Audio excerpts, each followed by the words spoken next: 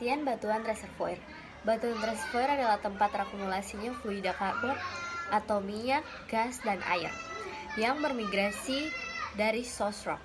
Batuan reservoir adalah jenis batuan yang berpori dan permeabel yang memiliki kapasitas untuk mengalirkan fluida hidrokarbon seperti minyak, gas alam, atau air.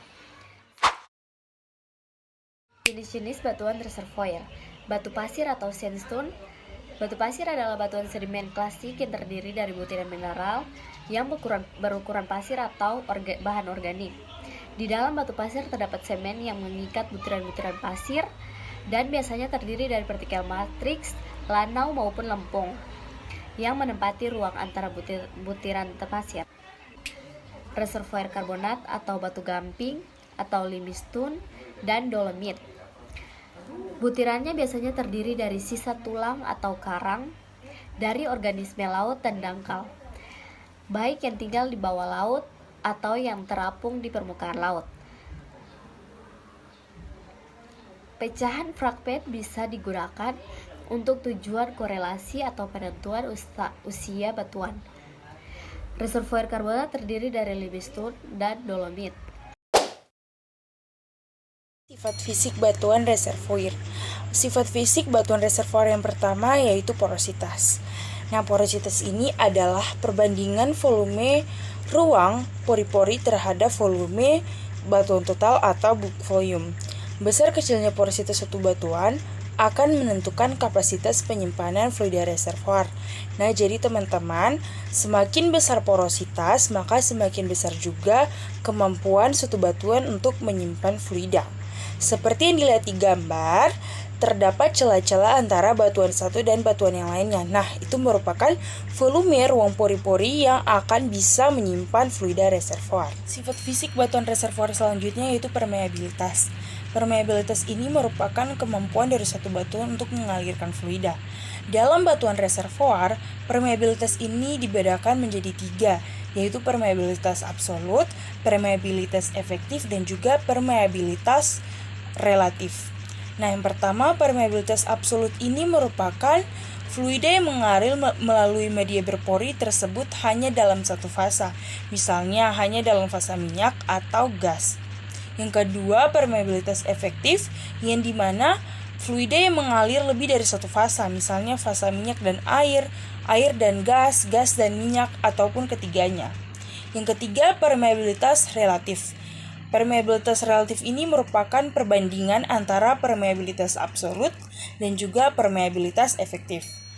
Selanjutnya adalah tekanan kapiler. Tekanan kapiler sendiri merupakan perbedaan tekanan yang ada antara permukaan dua fluida yang tidak tercampur, misalnya cairan dengan minyak atau cairan dengan gas, sebagai akibat dari terjadinya pertemuan permukaan yang dapat memisahkan dua fluida ini. Rongga pori-pori dari suatu batuan reservoir berisi fluida tidak tercampur satu sama lain, seperti minyak dan air. Karena apa? Karena ada perbedaan molekul. Selanjutnya adalah wetabilitas.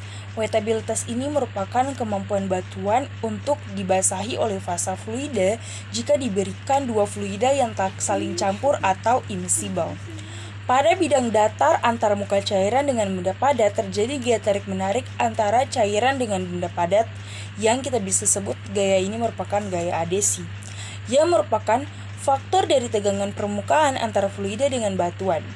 Pada umumnya, batuan reservoir ini bersifat water wet, sehingga air cenderung dapat melekat pada permukaan batuan, sedangkan minyak akan terletak di antara fasa cair. Jadi minyak ini tidak mempunyai gaya tarik-menarik dengan batuan dan akan lebih mudah mengalir. Nah, teman-teman, dengan minyak tidak mempunyai gaya tarik-menarik ini, maka batuan akan lebih fluida dalam batuan ini akan lebih mudah mengalir. Gambaran tentang water wet dan juga oil wet ditunjukkan pada gambar yang sudah ditampilkan. Yang terakhir adalah kompresibilitas. Kompresibilitas ini merupakan perubahan volume pori persatuan perubahan tekanan.